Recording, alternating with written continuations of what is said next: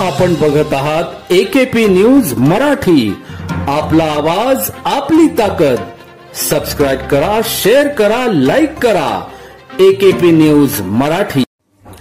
नाशिक शहर पोलीस आयुक्तालयातील उपनगर police station हद्दीतील Jai Bhavani road, KJ Mehta school college road, Sadgurunagar, Kamala park आदी परिसरात चैन स्नॅचिंग अर्थात सोनसाखळी चोरट्यांनी उपद्रव मांडला असून उपनगर पोलीस सोनसाखळी चोरट्यांना पकडण्यात अपयशी ठरत असल्याचे दिसून येत आहे.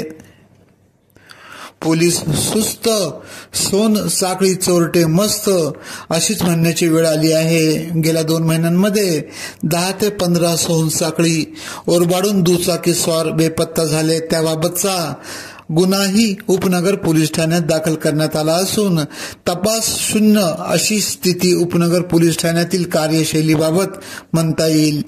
7 ते 8 लाख रुपये किमतीचे सोनसाखळी चोरीला गेले आहेत.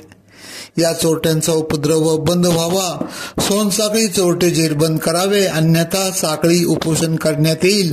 याबाबतचे निवेदन उपनगर पोलीस ठाण्यातील वरिष्ठ पोलीस निरीक्षक जितेंद्र सपकाळे यांच्या गैरहजेरीत सहाय्यक पोलीस निरीक्षक सुयोग वायकर यांना महाराष्ट्र नवनिर्माण सेनेच्या वतीने देण्यात आले.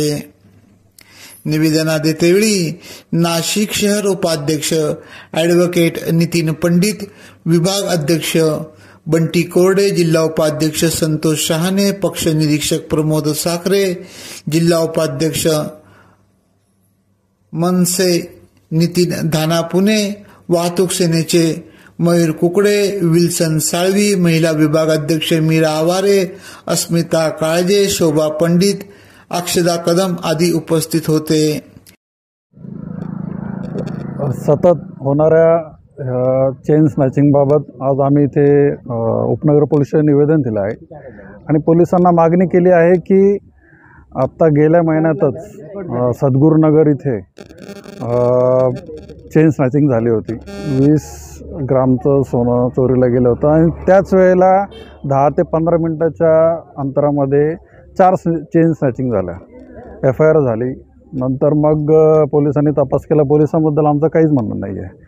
आणि काल कमला पार्क इथे पुन्हा चेन स्नॅचिंग झाले आणि जवळजवळ म्हणजे हे जर सोनं जर बघितलं तर 8 ते 10 लाखाच्या घरामध्ये जात आहे. म्हणजे 20 ग्राम 23 ग्राम आहे, असे कितीतरी ग्राम सोनं चोरीला जात आहे. तर पोलिसांना आमची विनंती आहे, मागणी आहे की लवकरात लवकर हे चोर जे आहे हे शोधावे. आणि यांचं एक कॉमन गोष्ट अशी आहे की व्हाईट बूट आहेत, ब्लॅक जॅकेट आहे, ब्लॅक कलरची गाडी आहे आणि CCTVमध्ये हे दिसून पण येत आहे.